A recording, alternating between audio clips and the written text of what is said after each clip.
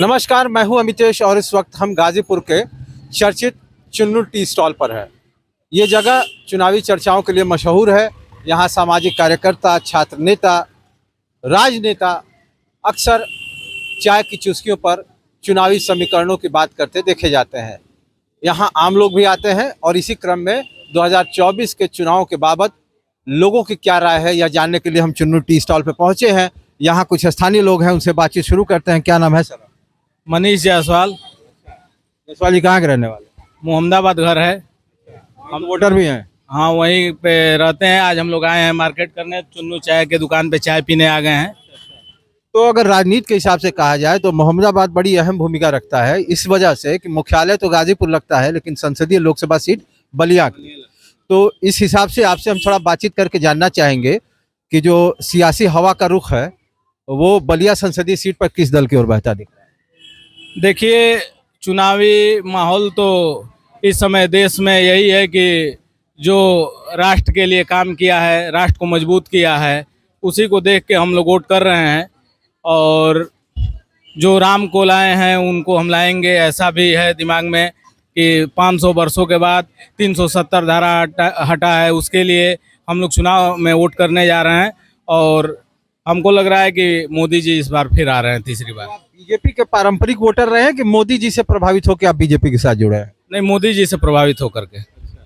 मोदी जी का काम अच्छा है, लीडर अच्छे हैं और पूरे भारत में उनके जैसा, पूरे भारत क्या दुनिया में वैसा लीडर नहीं है, इसलिए हम लोग मोदी जी को प्रभावित होकर उनके नाम पे वोट करते हैं साहब। हम तो बिजनेस ही करते हैं। तो हमारे साथ एक महिला भी हैं, इनसे भी बातचीत कर लेते हैं और जानने की कोशिश करते हैं कि आखिर आधी आबादी कहे जाने वाली महिलाओं के मन में 2024 के चुनाव को लेकर के क्या कुछ चल रहा है। अपना परिचय बताइए। सरिता जायसवाल। कहाँ की रहने वाले हैं सरिता जी? रोहली। क्या लग रहा है आपको चुनाव में 2024 को लेकर के? पति के विचारों से सहमत है या कुछ उससे अलहदा आपकी सोच? नहीं सहमत है। अच्छा, मोदी जी हम लोग के लिए बहुत अच्छा काम किए हैं, लेडीज लोग के लिए और अच्छा काम किए हैं। आपके हस्बैंड मोदी समर्थक हैं इसलिए आप कह रही हैं कि आप महसूस कर? हम लोग महसूस करके कर रहे हैं, समर्थक से नहीं मतलब है। वो काम ही अच्छा कर रहे हैं मोदी जी। हम लोग के लिए मोदी जी ठीक है। कभी आप लोग खाली बैठते हैं तो चर्चा होती है गवर्नमेंट की। अच्छा, ये सामूहिक रूप से कह रहे हैं कि भाई बीजेपी की स्थिति ठीक है। हमारे साथ कुछ और लोग चर्चा में जुड़ेंगे। चाय की दुकान के अंदर कुछ लोग बैठे हैं। जो नारा था 400 पार वो कहीं दिखाई नहीं दे रहा है। ये नारा हवा में है और बड़े बड़े नेताओं के कहने के हिसाब से तो 150 पार भी मुश्किल लग रहा है इस बार जी। आमलेटवा ठीक बनीले बना? एक नंबर बनाना बना भैया, एक नंबर बा। अरे बा चुनाव बतिया लिया जाए। हाँ, क्या बतिया लेता लगा था चुनाव के। वही ई का ई बा हम लेटर बा ए पर बड़ा बने जा मोदी जी की सरकार बाटे। हाँ, ऐसे पेट भरा था। कितने वोटवा दिया? अब जेकर अब अमलेटवा से बढ़ के जेकर रही वही सन दे आई। अब नौकरी मिलते नहीं खे का कर ले वोटवा देबा ना? हाँ, देवल जाए। अब जे नौकरी दे वोट देवल जाए। के तरह हिसाब से नौकरी दे? जे दे वाला होके अब सामने आई ना। तवर निकल के लगा। हाँ भाई, ना कर भैया। 1 जून के बुधवार बजे तब मिजाज बनेगा। क्या परिचय भैया? अश्विनी श्रीवास्तव, राष्ट्र गाजीपुर।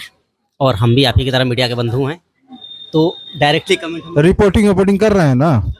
रिपोर्टिंग चल रही है। रिपोर्टिंग से क्या छन के आ रहा है? रिपोर्टिंग में एक चीज़ देखने को ये मिल रहा है कि जो गाजीपुर के लोगों का रुझान है, इसमें 60-40 का मामला रेशियो चल रहा।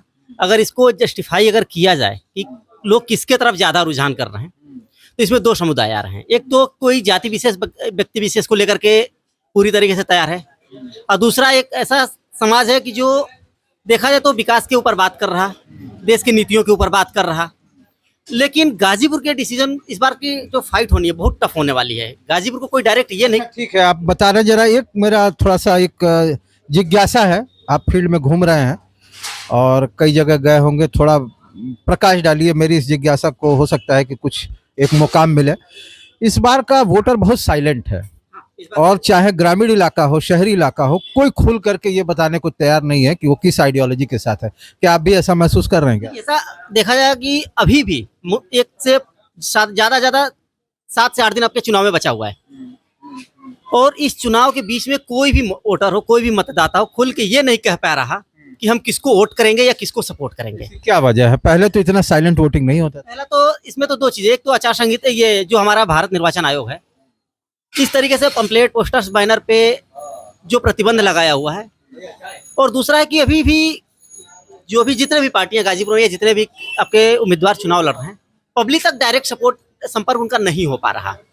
इसकी क्या वजह आप देख रहे हैं? इसका जहां तक वजह ये देखने को मिल रहा कि सिर्फ मैक्सिमम लोग अब इस समय सोशल मीडिया के ऊपर अपना चुनाव प्रचार में हैं।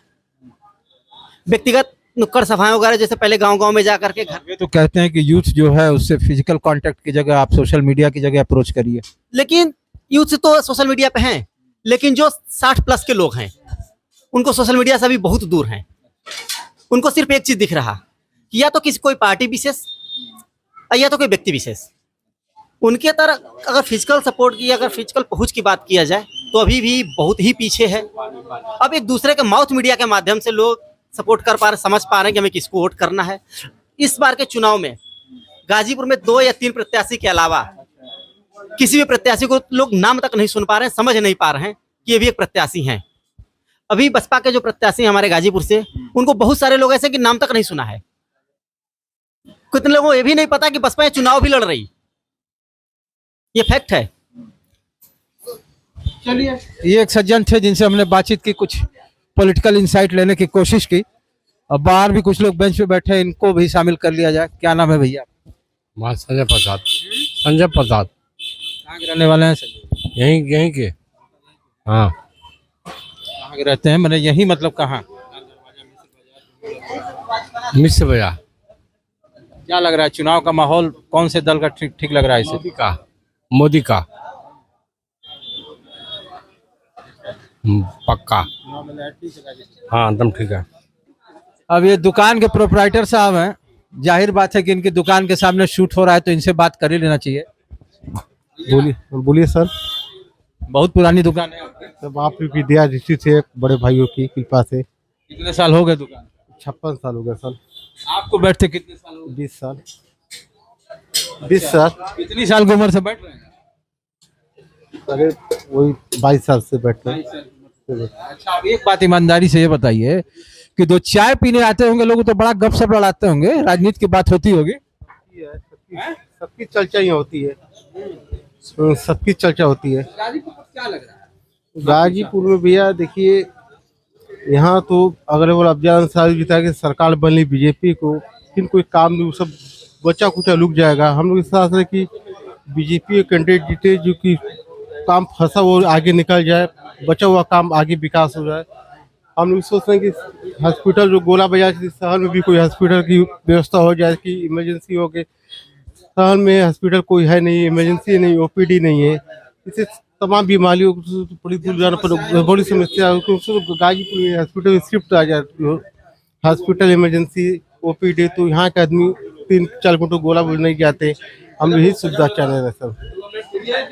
नाम है चुन्नू टी स्टॉल, तो चुन्नू कौन है? आपके पिताजी हैं? पिताजी। आपका नाम? मोहन कुमार गुप्ता। मोहन कुमार गुप्ता।